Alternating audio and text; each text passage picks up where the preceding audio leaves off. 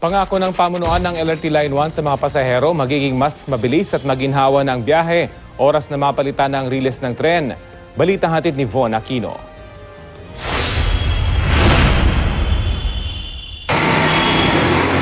Ipinasilip pa ng Light Rail Manila Corporation o LRMC kagabi ang pag-welding sa mga bagong riles sa Libertad Station ng LRT.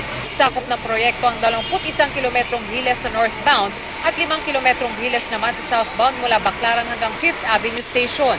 Isinasailalim pa sa tinatawag na ultrasonic test ang mga na-welding ng bahagi ng riles upang matiyak na wala itong crack o anumang problema na pwedeng kadiskaril ng tren. If you are a rider, you will notice na if you are traveling on a track na na-replace na yung rail, you have a smoother ride. So less vibration, less noise. Sa gabi lang isasagawa ang pagpapalit ng riles kaya hindi ito makakaabala sa operasyon ng LRT.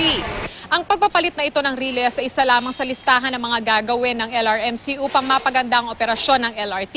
Pero ang paggastos raw nila dito ay hindi mangangahulugan ng agad na pagtataas ng pasahe. With or without the fare increase, nandyan na, nakaplan na. Lahat ng mga plano namin na improvement, na yan, well before. Commitment na natin yan na gagawin.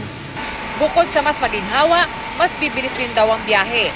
Sa pagpapalit ng mga riles, layong ibalik sa 60 km per hour ang takbo ng tren mula sa kasalukuyang 40 km per hour. Von Aquino, GMA News.